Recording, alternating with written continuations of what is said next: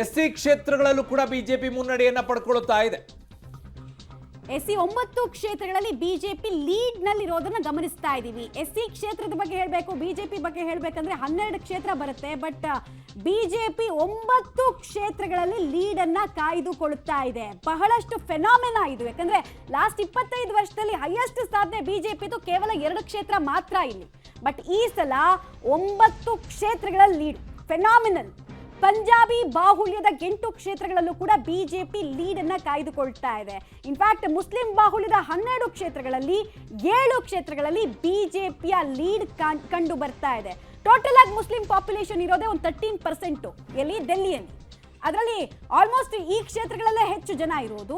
So ಅಲ್ಲಿ 7 ಕ್ಷೇತ್ರಗಳ lead ಅಂತ ಹೇಳಿದ್ರೆ ಬಹಳ ದೊಡ್ಡ ಫೆನಾಮಿನಲ್ ಪರ್ಫಾರ್ಮೆನ್ಸ್ ಅನ್ನ ಬಿಜೆಪಿ ಮಾಡಿದೆ. ಪಂಜಾಬಿ ಬಾಹುಳ್ಯದ 8 ಕ್ಷೇತ್ರಗಳಲ್ಲಿ ಕೂಡ ಬಿಜೆಪಿ ದಾಖಲೆಯನ್ನು ಮಾಡ್ತಾ ಇದೆ. ಇನ್ಫ್ಯಾಕ್ಟ್ ಬಿಜೆಪಿಗೆ ವೋಟ್ ಶೇರಿಂಗ್ ನಲ್ಲೂ ಕೂಡ ದಾಖಲೆ ನೋಡಿ. ನಂಬರ್ ನೋಡಿ, ಅಲ್ಲಿ ವೂಪಿಂಗ್ ನಂಬರ್ ಇದು.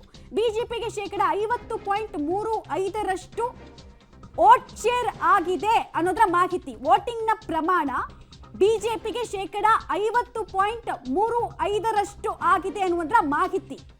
ಇದು ಹೀಗೆ ಕಂಟಿನ್ಯೂ ಆಗುತ್ತೆ ಅನ್ನೋದನ್ನ ನೋಡಬೇಕು. ಈ ನಂಬರ್ ಪ್ರಕಾರ ಈ ಪರ್ಸೆಂಟೇಜ್ ನಮಗೆ ಕಾಣಿಸ್ತಾ ಇದೆ.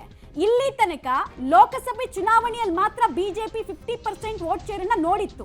ಬಟ್ ವಿಧಾನಸಭೆಯಲ್ಲಿ ನೋಡಿರಲಿಲ್ಲ. ಹೈಯೆಸ್ಟ್ ಮ್ಯಾಕ್ಸಿಮಮ್ ಅಂತ ಹೇಳಿದ್ರೆ 33% ಅಷ್ಟೇ. ಬಟ್ ಅಗೇನ್ ನಾವು ಹೇಳಿದ ಹಾಗೆ ಸರ್ಪ್ರೈಸಿಂಗ್ ವಾವ್ ಅನಿಸುವಂತಹ ಫ್ಯಾಕ್ಟರ್, ದೆಹಲಿಯ ಮತದಾರ ಬಿಜೆಪಿಗೆ ಜೈ ಅಂದಿದ್ದಾನ ಅನ್ನೋ ನಿಟ್ಟಿನಲ್ಲಿ ಸದ್ಯಕ್ಕೆ ನಂಬರ್ಸ್ ಅಂತೂ ನಮಗೆ ಕಾಣಿಸ್ತಾ ಇದೆ. ನಾವಾಗಲೇ ನಿಮಗೆ ಡೀಟೇಲ್ಸ್ ಕೊಡ್ತಾ ಇದ್ವಿ. ಬಹುಮತ ಹಿಡಿಬೇಕು ಅಂತ ಹೇಳಿದ್ರೆ 13% ಮುಸ್ಲಿಂ ವೋಟರ್ಸ್ ಕೂಡ ತುಂಬ ಇಂಪಾರ್ಟೆಂಟ್ ಆಗ್ತಾರೆ. 5% ಸಿಖ್ ವೋಟ್ ಇದೆ.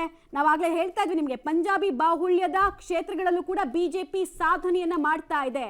ಅರ್ಲಿ ಟ್ರೆಂಡ್ಸ್ ಅಲ್ಲಿ ಹಂಗೆ ಕಾಣಿಸ್ತಾ ಇದೆ. ಪಂಜಾಬಿ ಬಾಹುಳ್ಯ ಅಂತಂದ್ರೆ ಯಾವ ಭಾಗಕ್ಕೆ ಬರುತ್ತೆ ಅಂತಂದ್ರೆ ಮಮತಾ, ಸೌತ್ ಡೆಲ್ಲಿ ಮತ್ತು ಈಸ್ಟ್ ಡೆಲ್ಲಿಯಲ್ಲಿ ಪಂಜಾಬಿ ಬಾಹುಳ್ಯ ಅತಿ ಹೆಚ್ಚಾಗಿ ಕಾಣಿಸಿಕೊಳ್ಳುತ್ತೆ ನಿಮಗೆ. ಜಾಟ್ ಸಮುದಾಯ ಜಾಸ್ತಿ. Yes, exactly. ಅಲ್ಲಿ ಪಂಜಾಬಿ ಸಮುದಾಯಗಳು ಅತಿ ಹೆಚ್ಚಾಗಿ ಕಾಣಿಸಿಕೊಳ್ಳುತ್ತೆ. ಈಸ್ಟ್ ಅಲ್ಲೂ ಜಾಟ್ಸ್ ಇದೆ, ಪಂಜಾಬೀಸನು ಕೂಡ ಇದ್ದಾರೆ. ಸೌತ್ ಆಲ್ಮೋಸ್ಟ್ ಆಲ್ ಡಾಮಿನೇಟ್ ಆಗಿ ನಿಂತ್ಕೊಳ್ಳುವಂಥದ್ದೇ ಸಿಖ್ ಪರ್ಸೆಂಟೇಜ್ ನಮಗೆ ಆಲ್ಮೋಸ್ಟ್ ಆಲ್ 12% ವೋಟ್ಸ್ಗಳಲ್ಲಿ ಕಾಣಿಸಿಕೊಳ್ಳುತ್ತೆ ಪಂಜಾಬೀಸು. ಸೊ ಹಾಗಾಗಿ ನಿಮಗೆ ದೆಹಲಿ ಅಂತಂದ್ರೆ ಬೇರೆ ರಾಜ್ಯಗಳಿಂದ ಬಂದು ಅಲ್ಲಿ ಕೂತ್ಕೊಂಡಿರೋರೇ ಸಂಖ್ಯೆ ಹೆಚ್ಚಾಗಿದೆ. ನಿಮಗೇನು ಕಡಿಮೆ ಅನ್ಕೊಳಕ್ ಹೋಗ್ಬೇಡಿ. ಯಾಕೆ ಅಂತಂದ್ರೆ ಸೌತ್ ಇಂಡಿಯನ್ ಮತ್ತು ಬಾಂಗ್ಲಾದೇಶದಿಂದ ಬಂದು ಈ ಕಡೆಗೆ ಉಳ್ಕೊಂಡಿರುವಂಥದ್ದು 5% ಅಲ್ಲಿದ್ದಾರೆ. ಸಣ್ಣ ಪುಟ್ಟದೇನಲ್ಲ ಅಮೌಂಟು, 5%. ಎಲ್ಲಿ ಡಾಮಿನೇಟ್ ಆಗಿರ್ತಾರೆ?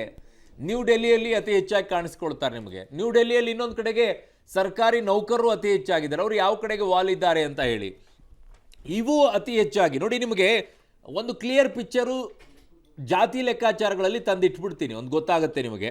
ಪೂರ್ವಾಂಚಲೀಸು ಒಂದು 26% ಇದ್ದಾರೆ, ಮುಸ್ಲಿಮರು 14% ಇದ್ದಾರೆ, 12% SC/ST ಇದ್ದಾರೆ, 12% ಪಂಜಾಬೀಸ್ ಇದ್ದಾರೆ, 5% ಸೌತ್ ಇಂಡಿಯನ್ ಮತ್ತು ಬಾಂಗ್ಲಾದೇಶಿಗಳಿದ್ದಾರೆ, 14% ಪಹರೀಸ್ ಇದ್ದಾರೆ, 5% ಸಿಕ್ಕು, 3% ಜಾಟ್ಸು, 2% ಗುಜ್ಜರ್ಸು, 7% ಬನಿಯಾಸ್. ಇವರು ಅತಿ ಹೆಚ್ಚಾಗಿ ಡಾಮಿನೇಟ್ ಆಗಿ ಕಾಣಿಸ್ಕೊಳ್ತಾರೆ.